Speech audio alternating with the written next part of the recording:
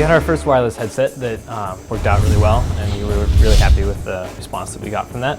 But we knew right away that it was more focused towards the casual market, and we wanted something that was geared a little more towards kind of hardcore gamers, that gave a little bit more of an advantage as opposed to just being a good audio device.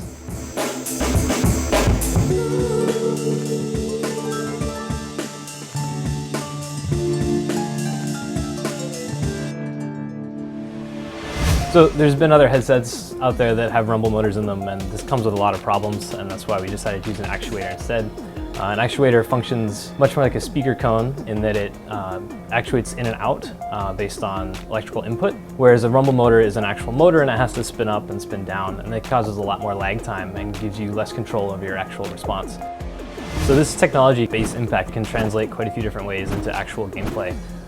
Kind of help change your experience in ways that we haven't really been able to do before. This can be rather simple, just in listening to audio tracks and background noises. It can add a much richer low-frequency response. We can also respond to very specific interactions in a game. So in a driving game, we can pulse when different cars are nearby. If there's a car coming up behind you, we can detect differences in the engine sounds and know that there's a car coming up and give you pulses to give you that extra information that you might not have otherwise. In shooting games, this is also very relevant. When we have people sneaking around us or explosions going on, it again gives us that extra trigger that can help us acquire more information than we normally have on a regular headset. Given all these different categories of how we can use this pulse technology, we've combined them into different presets. Those presets run for shooter games, driving games, fighting games, as well as adding a movie and a music mode for non-gaming content.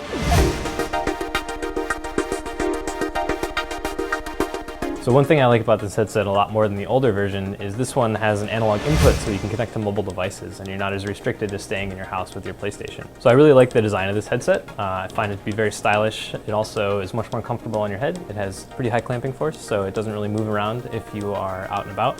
So another great thing about this design is it has hidden dual microphones that can do echo noise cancellation.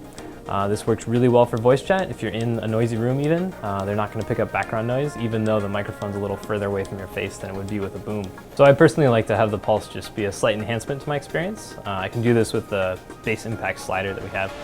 It lets you tune exactly how much it will respond, given different situations, and you can do that to your taste. Another good improvement over the last stereo headset is this wireless adapter has an audio in. This lets you tie together your entertainment system and consolidate sound while staying on the same headset.